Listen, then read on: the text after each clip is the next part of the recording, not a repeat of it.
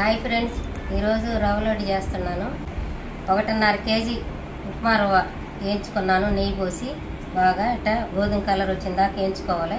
ఇవి 1.5 కేజీకి కేజీ చక్కెర వేసుకోవాలి. కేజీ చక్కెర పోస్తున్నాను. జీడిపప్పు, ఎండు కొబ్బరి మిక్సీ పట్టుకున్నాను. యాలక్కాయల పొడి, నెయ్యి మొత్తం మిక్సింగ్ చేస్తాను, కలిసిపోద్ది. జీడిపప్పు అన్ని బాదం పప్పు నెయ్యితో వేయించుకొని ఇట్లా మెత్తంగా పొడి చేసుకున్నాను. ఇట్లా కచ్చాబచ్చాగా చేసుకుంటే బాగుంటుంది లడ్డు. ఇది కూడా మొత్తం మిక్సింగ్ చేసేద్దాం. పాలు ఎర్రగా కాసుకొని మేగడ లేకుండా తేరు పోసుకొని వేడి వేడి పాలు కొంచెం కొంచెం ఇలా పోసుకొని ఇట్లా వేడి పాలు పోస్తే చక్కెర అంతా కరిగిపోద్ది.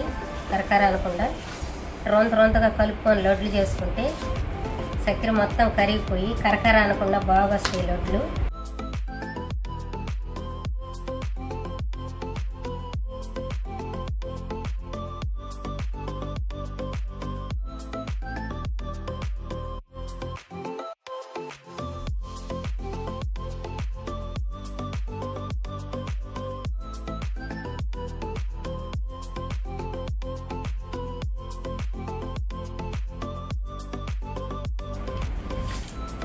పాలు చల్లారిపోతే మళ్ళీ వేడి చేసుకోవాలి.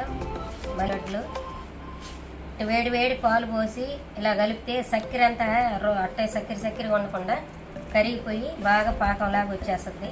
లడ్లు అయితే చేయడం వెళ్ళిపోయింది. ఇది మా మనవాడు చూడు తీసుకొని తింటాడు. ఎలా అందరా లడ్డు నాన్న? అవునా నాన్న? ఎన్ని లడ్లు కావాలి నీకు?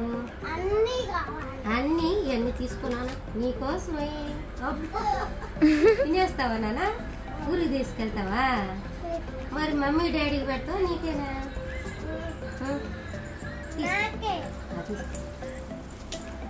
మా మనవాడికి లడ్డు అంటే చాలా ఇష్టం, అందుకే లడ్డు చేశాను. ఇప్పుడు వచ్చి